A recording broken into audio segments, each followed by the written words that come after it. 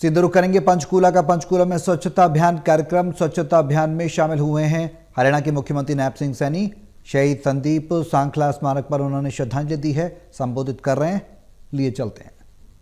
मित्रों, ये पखवाड़ा का जो शुभ आरंभ हुआ है, देश के यशस्वी प्रधानमंत्री आदरणीय नरेंद्र मोदी जी ने 17 सितंबर से लेकर के ये 2 अक्टूबर गांधी जयंती तक हम इसको सेवा पखवाड़ा, स्वच्छता पखवाड़ा के रूप में मनाते हैं। और हम सब मिलकर के, क्योंकि हर प्रकार के हर व्यक्ति तक सुविधा पहुंचे, आदरणीय प्रधानमंत्री जी ने 17 तारीख को इस बात की घोषणा की कि स्वस्थ नारी और सशक्त परिवार, एक बहुत बड़ी बात आदरणीय प्रधानमंत्री जी ने, जो उनका विजन है कि अगर नारी स्वस्थ होगी और परिवार सशक्त होगा तो विकास की गति तेज होगी। और हम सब की जिम्मेवारी है, क्योंकि इसके अंदर बड़ा ये महत्वपूर्ण है कि हमारे लिए स्वच्छता जरूरी हो और पेड़ लगाएं।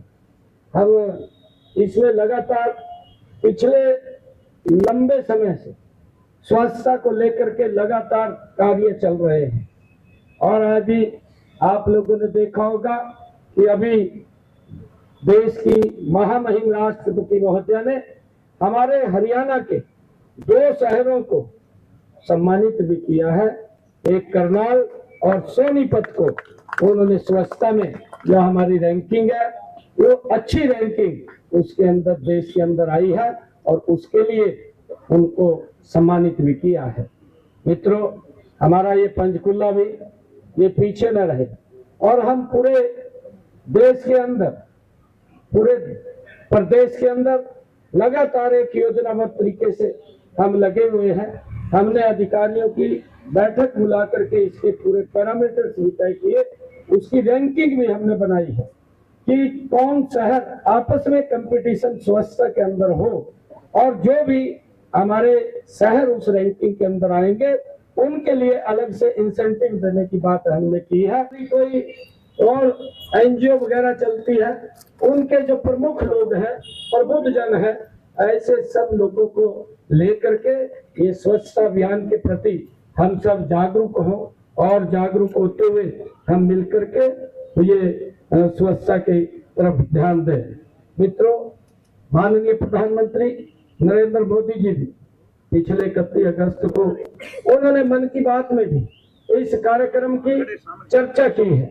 उन्होंने कहा है कि त्योहारों की खुशियों के बीच सभी स्वच्छता पर जोर देते रहे हैं, क्योंकि जहां स्वच्छता है, त्योहारों का आनंद वहां कुछ और ही होता है। और हम देखते हैं जहां अगर गंदगी होती है तो बीमारियां भी तरह तरह की जन्म लेती हैं। अगर स्वच्छता होती है तो बीमारियां भी दूर होती हैं, हमें कम बीमारियों से घिरे होते हैं। नहीं तो अगर गंदगी फैली होती है उसके अंदर बहुत ज्यादा बीमारियां फैल जाती हैं। मित्रों, प्राचीन काल से ही हम देखते हैं कि हमारे देश में श्रमदान करके सामूहिक जो काम करने की महान परंपरा हमारी रही है। और पहले साफ सफाई के कार्य धर्मशालाएं, मंदिर, कुएं और बावड़ियों के अंदर, ये तालाब और जो सांझे रास्ते होते थे और स्कूल इत्यादि में हम मिलकर के श्रमदान करते थे। परंतु अब भी हमें ये मिलकर के श्रमदान करना चाहिए।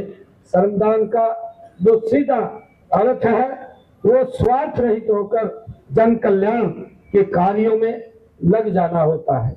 मित्रों, श्रमदान में राष्ट्र हित की भावना के साथ साथ सामाजिक उत्थान की भावनाओं का भी समावेश होता है। मिलकर के सफाई करने और पेड़ लगाने की जो मैंने बात कही है, ये हमने पिछले दिनों जो अभियान चला करके प्रदेश के अंदर लगभग, अगर हम 2014 से आज 2025 तक देखें तो प्रदेश के अंदर 18 करोड़ पौधे हमने लगाने का काम किया है। अब की बार भी हमने 2 करोड़ 10 लाख पौधे लगाने का लक्ष्य वो रखा था, जिसमें लगातार निरंतर उसको हम आगे बढ़ा रहे हैं। मैं सभी समाज श्रेयी संस्थाओं, मैं युवा साथियों, माताओं बहनों आम नागरिकों को मैं ये आह्वान करता हूं कि स्वच्छता अभियान में अपना पूरा योगदान दें, अपना पूरा सहयोग दें। साथ ही मैं यह भी कहना चाहूंगा कि इसे एक दिन का अभियान इसे मात्र न समझे। स्वच्छता हमारी प्रतिदिन की ये जरूरत है।